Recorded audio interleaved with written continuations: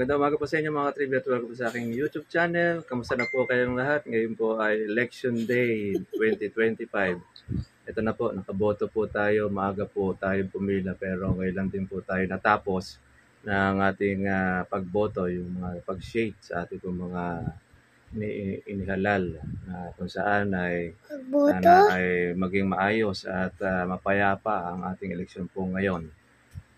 Siyempre, binigyan po natin yung ating karapatan para po mamili ng mga tamang politiko na kung saan ay yun na nga ang mga manunungkulan sa atin.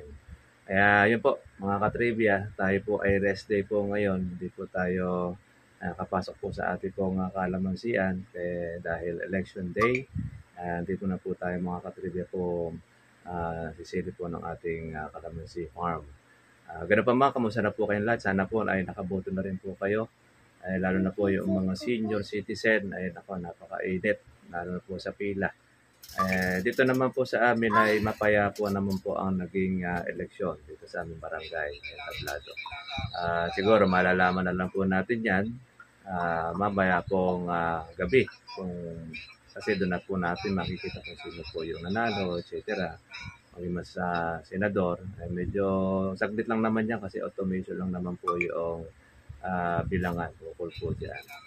Siyempre, kung sino po yung manalo, pinili po ng taong bayan, doon man natin malalaman, mga katribya.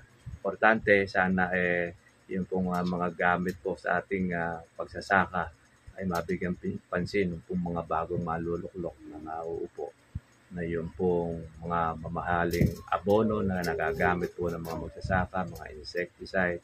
Sana ay yan bumaba para naman po makatulong po sa mga magsasaka. Although yung mga gulay, yung mga tarim po natin, yung mga kalamansi, may pagkakataon talaga mahal ang presyo, may pagkakataon na mababa ang presyo.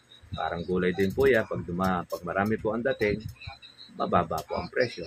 Pagka kukunti ang dating, mahal po ang presyo. Kaya yun, ang importante po doon ay meron po tayong ina-harvest o ina-ani. Kaya doon po sa ating mga katribya, shoutout po sa ating mga ka-farmers. At kita-kita na lang po tayo po bukas para po sa ating vlog at nawa po ay mapayapa ang eleksyon po natin 2025. Kita-kita lang po tayo po bukas para po sa ating pong pag-alaga ng ating pong kalamansi para po ma-update natin yung resulta ng ating pong mga sinasaka. God bless niyo lahat mga katribya. Bye-bye.